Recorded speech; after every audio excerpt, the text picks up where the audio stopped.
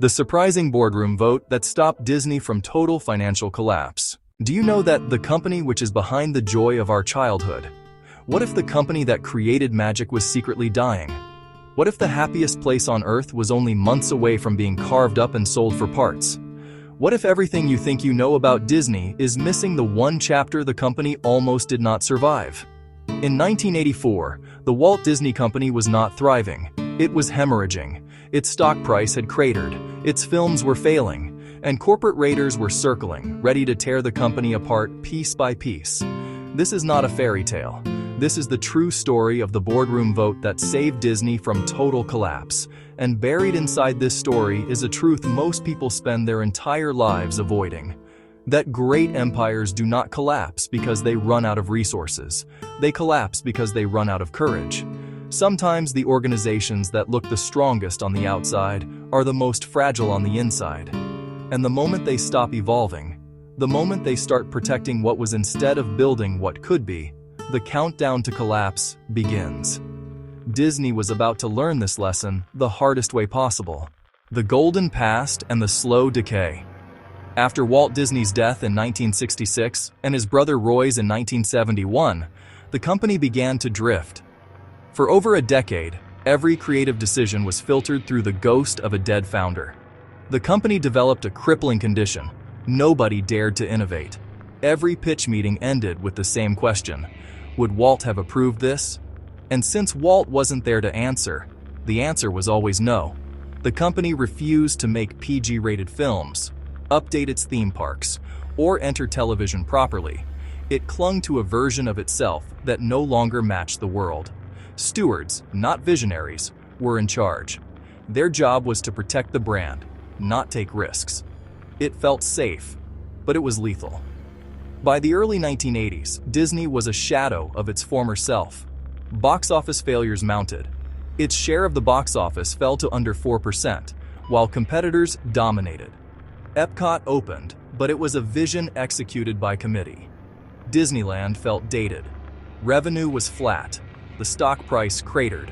And here's the detail that would nearly destroy them.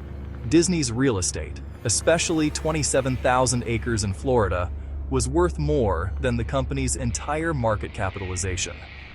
When your land is worth more than your business, you are not a company.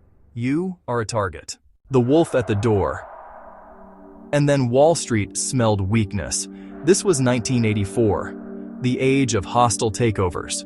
Corporate raiders like Carl Icahn and T. Boone Pickens were buying undervalued companies, stripping their assets and selling them off. It was legal, it was brutal, and Disney was a perfect target. A man named Saul Steinberg saw the opportunity. Steinberg was a financier who had already attempted a hostile takeover of Chemical Bank. He was cold, calculating, and unapologetic. He began quietly buying Disney stock in March 1984. By spring, he held over 11% of the company. His strategy was devastating in its simplicity. He did not necessarily want to run Disney. He wanted to force the company to either buy back his shares at a premium, a practice called greenmail, or he would break the company apart and sell the pieces. The film library to one buyer, the theme parks to another, the Florida real estate to developers, the company that created Mickey Mouse, that built Disneyland, that brought joy to hundreds of millions of people, was being reduced to numbers on a spreadsheet. Think about what that means. An American institution that had shaped the childhoods of generations was about to be dismantled by a man who saw nothing but undervalued assets. The idea that Mickey Mouse could end up owned by a corporate raider, that Disneyland could become a real estate development, that Walt Disney's life work could be liquidated for short-term profit. The Sid Bass family invested $365 million in Disney to help fend off Steinberg, but this came with strings attached. They demanded new leadership. This was not a rescue. It was a conditional lifeline. When you stop growing, you do not stay still. You become a target.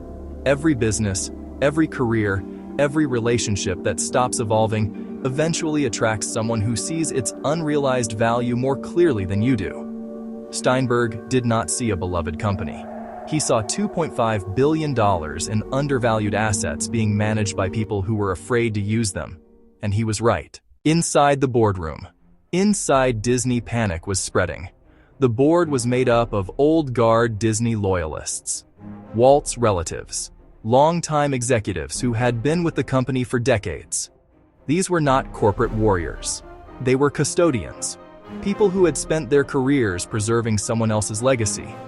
Ron Miller, Walt's son-in-law, was CEO. He loved Disney.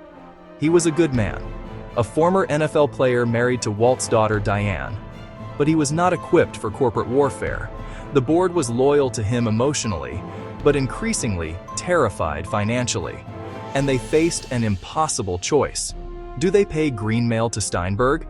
Expensive, humiliating, and only a temporary fix.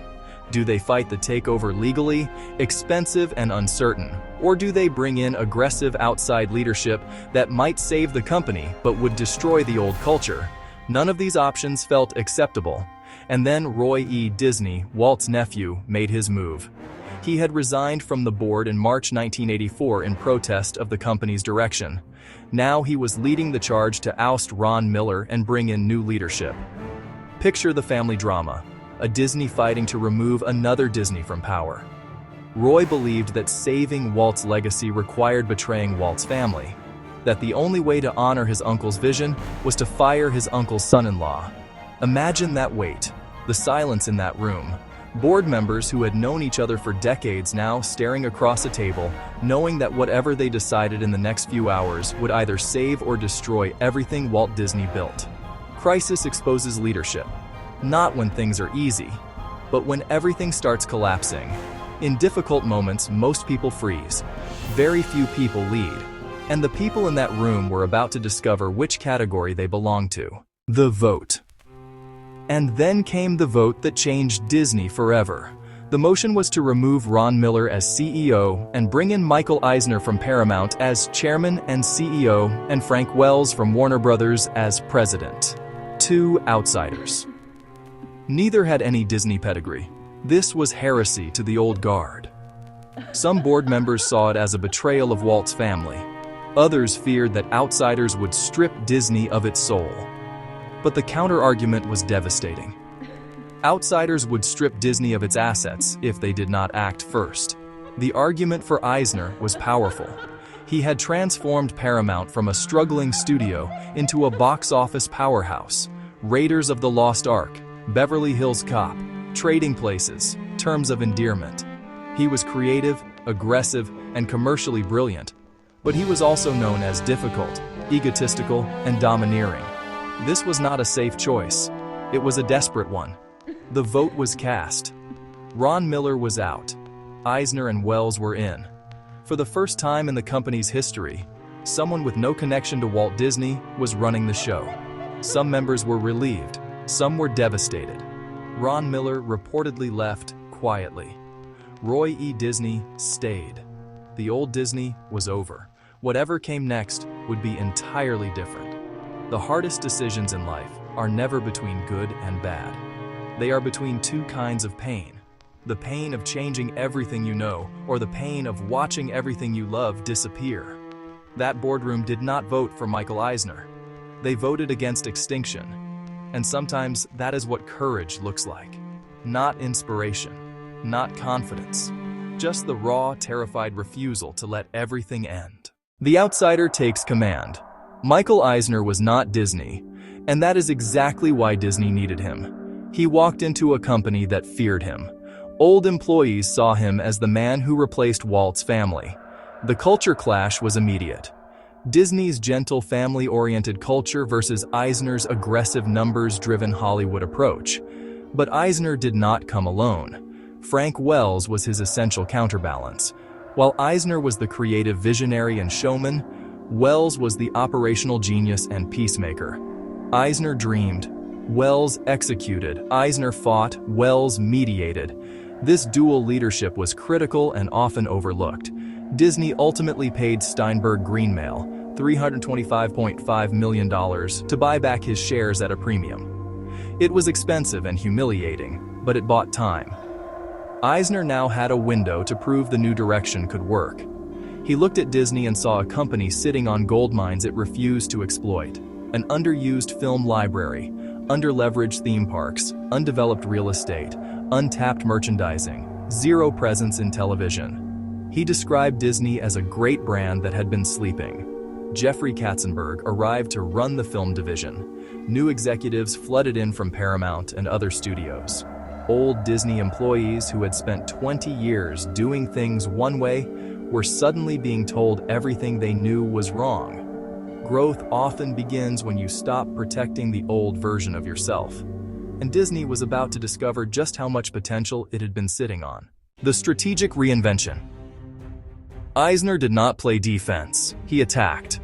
Touchstone Pictures, already created under Miller, was supercharged. Disney could now release films for adults without tainting the Disney brand. Down and Out in Beverly Hills in 1986 was the first R-rated film released under the Disney umbrella, and it was a hit. The film library became a goldmine. Disney had decades of beloved films sitting in vaults. Eisner implemented the Disney Vault strategy, limited theatrical re-releases and home video windows that created artificial scarcity and enormous demand. VHS sales exploded. Theme parks were revolutionized. Eisner raised ticket prices, which everyone said would destroy attendance. It did not. He added new attractions, expanded hotel capacity, turned the parks from cost centers into profit engines, added Disney MGM studios, began planning international expansion. Television became a new frontier. The Disney Sunday Movie, DuckTales, The Golden Girls through Touchstone Television. Disney went from zero television presence to a major player within 3 years. And those 27,000 acres in Florida that Raiders had wanted to sell? Eisner began developing them strategically. Hotels, convention centers, water parks, shopping districts. He turned a defensive liability into an offensive asset. Disney stores opened in malls across America. Character licensing deals multiplied. The Disney brand became a retail empire. Eisner did not invent new resources. He looked at what Disney already had and asked a question that no one had dared to ask in 20 years. What if we actually used all of this? Most people, most companies, most lives are sitting on untapped potential, not because the potential is not there, but because they have become so used to it, they have stopped seeing it. The assets that will save you are usually the ones you have been ignoring. The Disney Renaissance. And then the magic returned.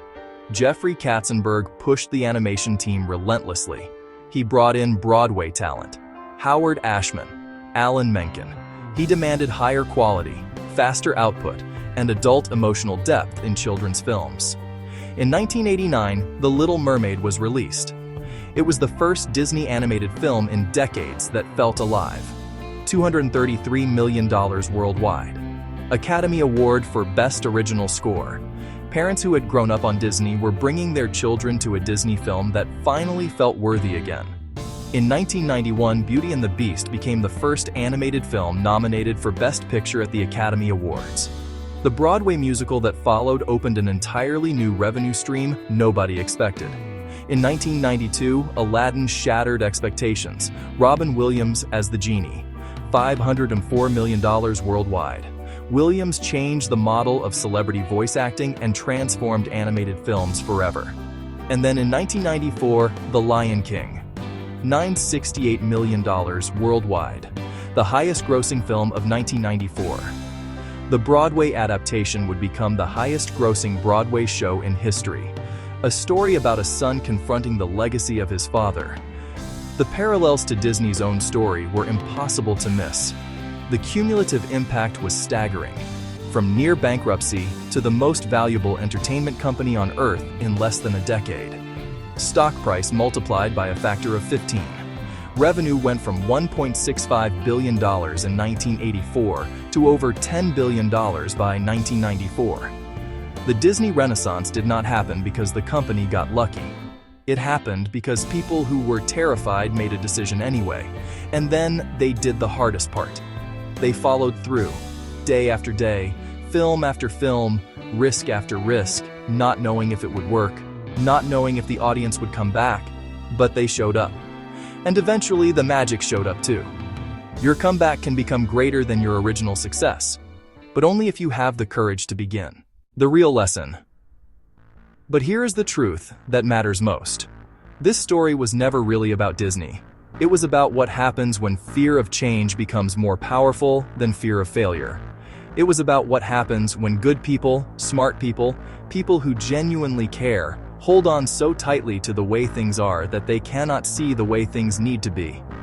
Every person watching this right now has a version of this story in their own life. A career that used to feel exciting, but now feels hollow. A relationship that is surviving on habit instead of intention. A dream that got shelved because it felt too risky. A version of yourself that you outgrew years ago, but you keep protecting because it is familiar. Disney did not almost die because bad people ran it.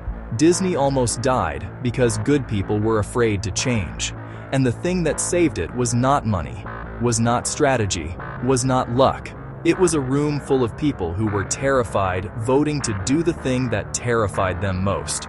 Your life changes not when you figure out the perfect plan, not when you feel ready, not when the risk disappears.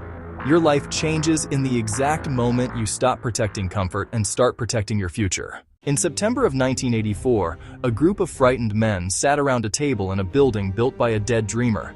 And they made a decision. Not because they were brave, not because they were certain, because the alternative was unthinkable. And that single vote, in that single room, on that single afternoon, saved an empire, launched a renaissance, changed entertainment forever, and proved once again that history does not change when people feel ready. History changes when people make the decisions everyone else is too afraid to make.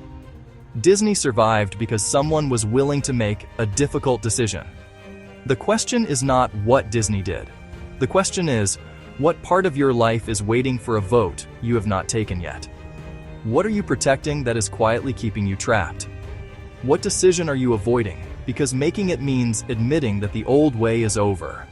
Sometimes the thing you fear changing is the exact thing holding you back, and sometimes the most important vote is the one only you can cast. If this story made you think, if it made you feel something, then you understand what Alpha Decisions is about. We do not tell you what to think. We show you how the world's most powerful decisions were made so you can make better ones yourself. Subscribe to Alpha Decisions, because one decision can change everything.